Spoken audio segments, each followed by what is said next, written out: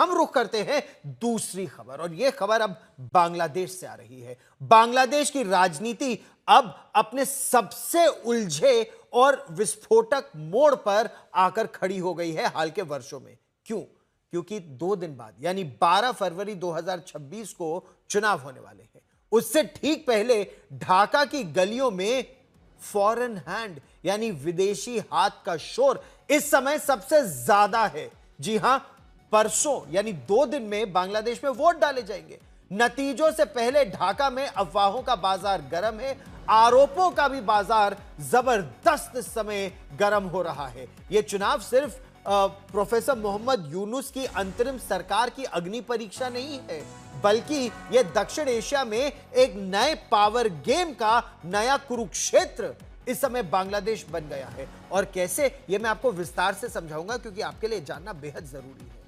इस वक्त बांग्लादेश में 2 नैरेटिव सबसे ज्यादा चर्चा में है। पहला नैरेटिव क्या है कि बीएनपी यानी बांग्लादेश नेशनलिस्ट पार्टी, बेगम खालिदा जिया की पार्टी और उनके सुपुत्र तारिक रहमान, वो अब उनके इंतकाल के बाद या उनकी मृत्यु के बाद वो इस पार्टी को अब आगे बढ़ा रहे हैं, विदेश से लौटे हैं। उन्हें भारत का समर्थक बताया जा रहा है। जो दूसरा सबसे चौंका देने वाली बात है, दूसरी बात जो चल रही है कि जो कट्टरपंथी संगठन है इस चुनाव में, जमायते इस्लामी, उसको अमेरिका का यानी सीआईए का संगठन का समर्थन इस समय मिल रहा है। तो आप सोचिए, सीआईए पर आरोप लग रहा है या अमेरिका पर आरोप लग रहा है कि वो एक कट्टरपंथी इस्लामिक संगठन जमायते इस्लामी को समर्थन दे रहा है इन चुनावों में। आखिर एक कट्टरपंथी इस्लामिक संगठन और दुनिया के बड़े लोकतंत्र यानी अमेरिका के बीच इस तरह की साठगांठ क्यों हो रही है, कैसे हो रही है? तो वॉशिंगटन पोस्ट की एक रिपोर्ट ने जो सबूत पेश किए हैं, उसने पूरी दुनिया को चौंका दिया है। क्या कहा है वॉशिंगटन पोस्ट ने? वॉशिंगटन पोस्ट की 22 जनवरी की एक रिपोर्ट, उसमें एक ऐसी ऑडियो रिकॉर्डिंग का जिक्र है जो ढाका के एक बंद कमरे में हुई थी। इस ऑडियो रिकॉर्डिंग में अमेरिका के एक राजनयिक यानी एक अमेरिकन डिप्लोमेट को यह कहते सुना गया कि बांग्लादेश अब इस्लामिक बन चुका है और अमेरिका अब जमात को अपना दोस्त बनाना चाहता है, क्योंकि जमात के जरिए ही अमेरिका का हित वहां साधा जा सकता है। यह तर्क है, राजनयिक का तर्क यह है कि जो बीएनपी है यानी तारिक रहमान की जो पार्टी है, वो आपसी कलह की वजह से और भ्रष्टाचार के आरोपों की वजह से बहुत आगे तक नहीं चल पाएगी, खुद खत्म हो जाएगी। और इसीलिए अमेरिका को जमात जैसे एक मजबूत संगठन के साथ अपने रिश्ते और मजबूत करने चाहिए, ताकि लंबे समय तक इस क्षेत्र में अमेरिका और मजबूत हो जाए। दूसरा सबूत बंद कमरों की गुप्त मुलाकातों के तौर पर सामने आया है। जमायत के जो अमीर हैं डॉक्टर शफीकुर रहमान, उनसे मिलने के लिए एक अमेरिकी राजदूत, वहां के अमेरिकी राजदूत पहुंचे, ब्रेंट क्रिश्चियनसन। वो खुद उनके दफ्तर पहुंचे। ब्रेंट क्रिश्चियनसन न केवल उनसे मिले, बल्कि ब्रिटेन और यूरोपीय संघ के राजदूतों के साथ भी जमात के साथ एक कर्टसी कॉल कराई गई। जमात के नेताओं ने वॉशिंगटन डीसी में अमेरिका के अधिकारियों के साथ एक बार नहीं, 2 बार नहीं, केवल औपचारिक तौर पर नहीं, 4 बार गुप्त बैठकें की। और अमेरिकी व्यापार प्रतिनिधि जो जेमिसन ग्रियर हैं, उनके साथ उनकी एक वर्चुअल मीटिंग हुई। उससे इस पूरी सांठगांठ की पुष्टि भी हो जाती है।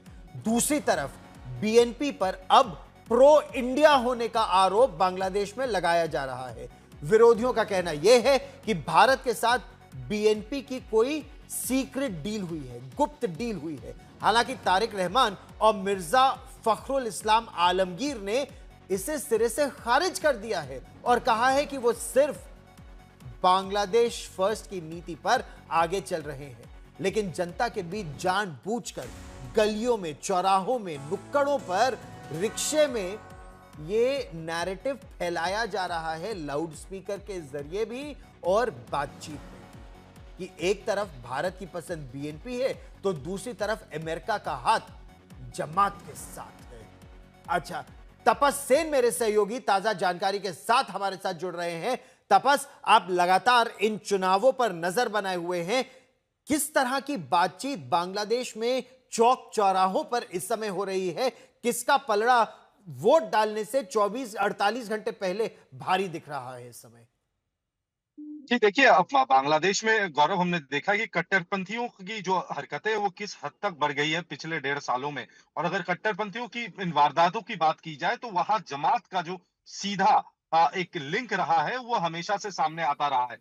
दूसरे छोर पर अगर आम बांग्लादेशियों की बात की जाए तो वो ऐसे किसी मेन स्ट्रीम पॉलिटिकल पार्टी को चाहते हैं, क्योंकि अवामी लीग ये चुनाव नहीं लड़ रही है तो वहां बीएनपी आता है। लेकिन इस बार जो पॉलिटिकल इक्वेशंस है, जो इक्वेशंस सामने आ रहे थे पहले कि बीएनपी के साथ क्या जमात एकजुट होके ये चुनाव में लड़ेंगे, क्या इनके साथ है। लेकिन जैसा आपने कहा कि बीएनपी अभी प्रो इंडिया यानी भारत के पक्ष में है, इस तरह के नैरेटिव को फैलाया जा रहा है। और अमेरिका भी चाहता है कि एक कट्टरपंथी संगठन जैसे जमाते इस्लामी है, ये इनके द्वारा एक सरकार बनाई जाए या फिर ऐसी कोई सरकार जिनमें किंग मेकर की भूमिका रहे जमाते इस्लामी की, क्योंकि ये इससे पहले कभी भी फ्रंट लाइन एक एक पॉलिटिकल पार्टी नहीं रही है। लेकिन जिस तरीके का इंडियन सब कॉन्टिनेंट में आप बेहतर जानते हैं कि जिस तरीके से एक पावर एक्सेस बन रहा है, एक तरफ रशिया, इंडिया, फिर इंडिया के साथ फिलहाल चीन की जो संबंध है वो पहले से काफी बेहतर है। तो ये पावर एक्सेस को ध्यान में रखते हुए अमेरिका अपना दबदबा कायम रखना चाहता है, क्योंकि इंडियन ओशन का जो रीजन है वो भी जी। काफी अहम है और बांग्लादेश से उस पर नजर रखना भी काफी महत्वपूर्ण होगा। तो अमेरिका का हमेशा से ही ये चटगांव का जो इलाका है, जो चट्टोग्राम का इलाका है, जी। वहां पर हमने कई बार देखा है पिछले 1 सालों में कई बार ज्वाइंट एक्सरसाइजेज यूएस आर्मी के साथ बांग्लादेश आर्मी की हुई है।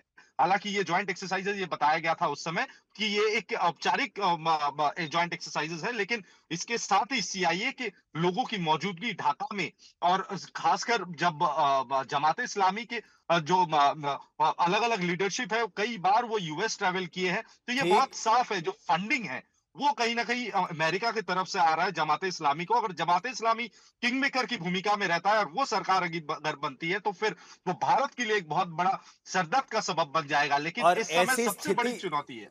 बिल्कुल आपने सही कहा, और ऐसी स्थिति चुनाव जिसमें शेख हसीना की पार्टी को चुनाव ही नहीं लड़ने दिया जा रहा है आवामी लीग को, तो कितने निष्पक्ष होंगे ये चुनाव, एक अंदाजा आप उससे भी लगा सकते हैं। और दूसरी बात कि जबरदस्ती प्रयास ये हो रहा है कि प्रो अमेरिका जमायते इस्लामी को दिखाकर उनका पलड़ा भारी किया जाए। हालांकि कहा यह भी जा रहा है बेगम खालिदा जिया की जो पार्टी है, तारिक रहमान की पार्टी बीएनपी, वो प्रो इंडिया नहीं बांग्लादेश फर्स्ट नीति पर आगे चल रही है।